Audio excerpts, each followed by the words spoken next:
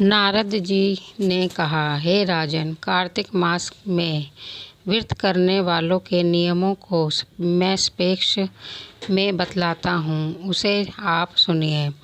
व्रती को सब प्रकार के आमिष, मांस, उड़द, राई, खटाई तथा नशीली वस्तुओं का त्याग कर देना चाहिए।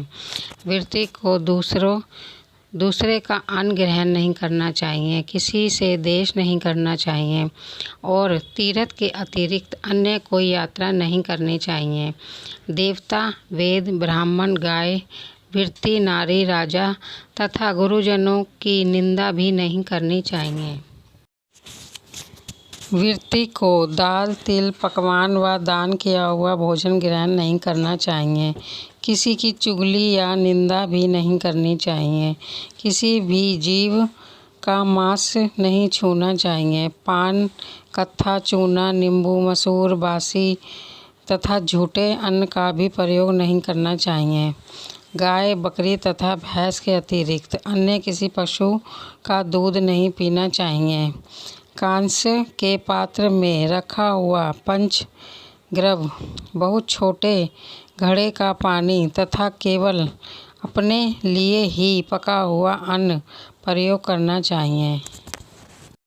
कार्तिक माह का व्रत करने वाले मनुष्य को सदैव ब्रह्मचर्य का पालन करना चाहिए।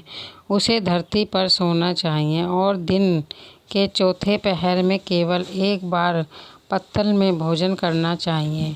व्रती कार्तिक माह में केवल नरक चतुर्थी, जिसे छोटी दिवाली भी कहा जाता है, के दिन ही शरीर में तेल लगा सकता है। कार्तिक माह में व्रत करने वाले मनुष्य को सिंघाड़ा, प्याज, मट्ठा, गाजर, मूली, काशीफल, लौकी, तरबूज इन वस्तुओं का प्रयोग बिल्कुल नहीं करना चाहिए।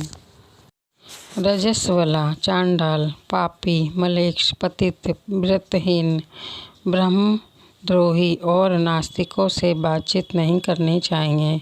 भगवान विष्णु को प्रसन्न करने के लिए अपनी शक्ति के अनुसार चंद्रयान आदि का व्रत करना चाहिए और उपयुक्त नियमों का पालन करना चाहिए। व्रती को पतिव्रता को कुम्हड़ा, द्वितीया को कटहल, तृतीया को तरुणी स्त्री, चतुर्थी को मूली, पंचमी को बेल, षष्ठी को तरबूज, सप्तमी को आंवला, अष्टमी को नारियल, नवमी को मूली, दशमी को लौकी, एकादशी को परवल, द्वादशी को बेर, त्रयोदशी को मट्ठा, चतुर्थी को गाजर तथा पूर्णिमा को शाक का प्रयोग नहीं करना चाहिए। रविवार को आंवला का प्रयोग नहीं करना चाहिए। कार्तिक माह में व्रत करने वाला मनुष्य यदि इन शाकों में से किसी शाक का सेवन करना चाहे तो पहले ब्राह्मण को देखकर ग्रहण करें। यही विधान माह के व्रत के लिए भी है। देवोत्थानी एकादशी से पहले कही गई विधि के अनुसार नृत्य, जागरण, गायन, वादन आदि करना चाहिए। इसकी विधि पूर्वक करने वाले मनुष्य को देखकर यमदूत ऐसे भाग जाते हैं जैसे सिंह की गर्जना से हाथी भाग जाते हैं। कार्तिक माह का व्रत सभी व्रतों में श्रेष्ठ है। इसके अतिरिक्त जितने भी व्रत यज्ञ हैं वह 1000 की संख्या में किए जाने पर भी इसकी तुलना नहीं कर सकते, क्योंकि यज्ञ करने वाले मनुष्य को सीधा वैकुंठ की प्राप्ति होती है।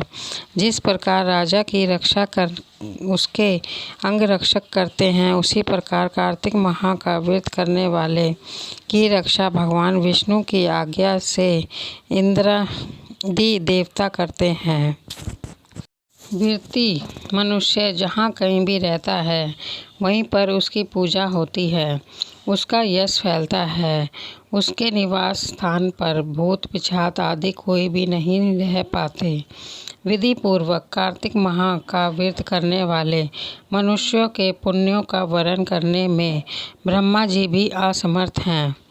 यह व्रत सभी पापों को नष्ट करने वाला, पुत्र पौत्र प्रदान करने वाला और धन धान्य की वृद्धि करने वाला है।